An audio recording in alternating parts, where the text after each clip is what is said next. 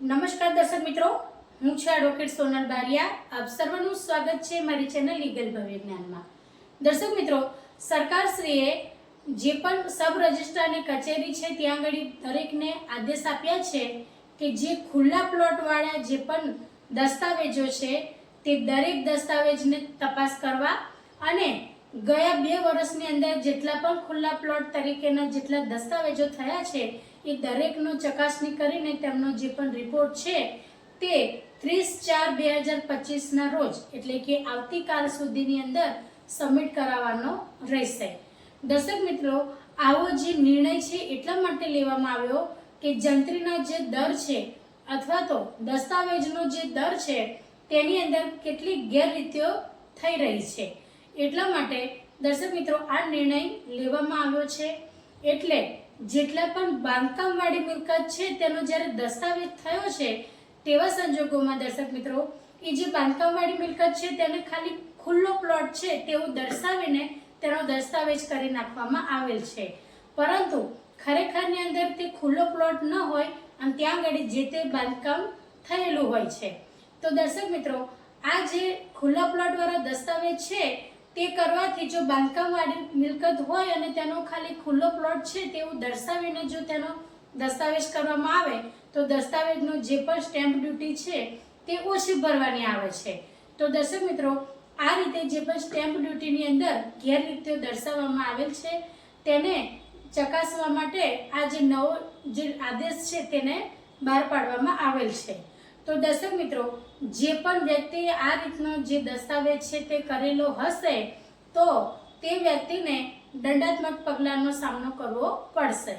તો દર્શક મિત્રો, એ 30/4/2025 સુધીની અંદર દરેક સબ રજિસ્ટ્રારની જે પણ કચેરીઓ છે અને જ્યાં આગળ ખુલ્લા પ્લોટ તરીકે જે પણ દસ્તાવેજ થયા છે તેની સંપૂર્ણ જાણકારી સરકારશ્રીને આપવાની રહેશે. હવે દર્શક મિત્રો, આ કેવી રીતે ખબર પડી સરકારશ્રીને તો તમને જણાવું કે ધારો કે ખુલ્લો પ્લોટ છે તેવું જણાવીને જે તે મિલકત છે તેનો દસ્તાવેજ થઈ ગયો, ત્યારબાદ તેમને બેંકમાંથી લોન લીધી. તો હવે જ્યારે લોન લે છે ત્યારે તો ત્યાં આગળ દર્શાવવાનું હોય છે, મિલકતનું બધું વર્ણન કરવાનું હોય છે. તો ત્યાં આગળ જે મોર્ગેજ લોન એમને લીધી હોય છે ત્યાં આગળ જે દસ્તાવેજ થયો છે તેના ટૂંકા સમયગાળા દરમિયાન જ બરાબર છે એ જે બેંક છે બેંક પાસેથી મોર્ગેજ લોન લેવામાં આવે હોય છે. તો ત્યાં આગળ આ જે મિલકતનો દસ્તાવેજ થયો છે ખુલ્લા પ્લોટ તરીકે એ ત્યાં આગળ બાંધકામવાળી દર્શાવવામાં આવેલી હોય છે. તો આ રીતે જે સ્ટેમ્પ ડ્યુટીનું જે ગેરરીતિ છે તે સામે આવી છે અને એવી જેટલી પણ બાબતો સામે આવી છે તે દરેક ઉપર કડક કાર્યવાહી થઈ શકે છે. તો દર્શક મિત્રો, આ રીતે જે પણ ખુલ્લા પ્લોટવાળા જે પણ દસ્તાવેજો કરવાના આવશે તેમને હવે પછી નવો નિયમ પણ લાવવામાં આવેલો છે કે જેના વિશેનો વિડીયો મેં આગળ બનાવીને ચેનલ પર મૂકેલો છે. તો દર્શક મિત્રો, હવે જ્યારે પણ તમે કોઈ પણ પ્રકારના ખુલ્લા પ્લોટનો દસ્તાવેજ કરાવો છો ત્યારે તેનો અક્ષાંશ અને રેખાંશ દર્શાવવો એ કમ્પલસરી છે. અને જો તમે અક્ષાંશ અને રેખાંશ નહીં દર્શાવો, તેની દિશાઓ નહીં દર્શાવો, ત્યારે એ જે ખુલ્લા પ્લોટવાળા જેટલી પણ મિલકત છે એ ખુલ્લા પ્લોટવાળાને એ દસ્તાવેજ તરીકે તેનો જે રજિસ્ટર છે તે નહીં થઈ શકે. એટલે દર્શક મિત્રો, જ્યારે પણ તમે ખુલ્લા પ્લોટનું રજિસ્ટ્રેશન કરાવો છો ત્યારે અક્ષાંશ અને રેખાંશ દર્શાવવું એ આવશ્યક રહેશે.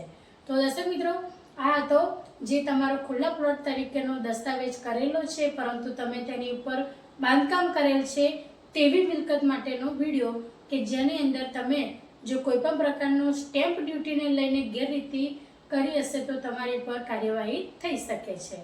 તો દર્શક મિત્રો, જો વિડીયો સારો લાગ્યો હોય તો તેને લાઈક કરજો, શેર કરજો અને ચેનલને સબસ્ક્રાઈબ કરજો.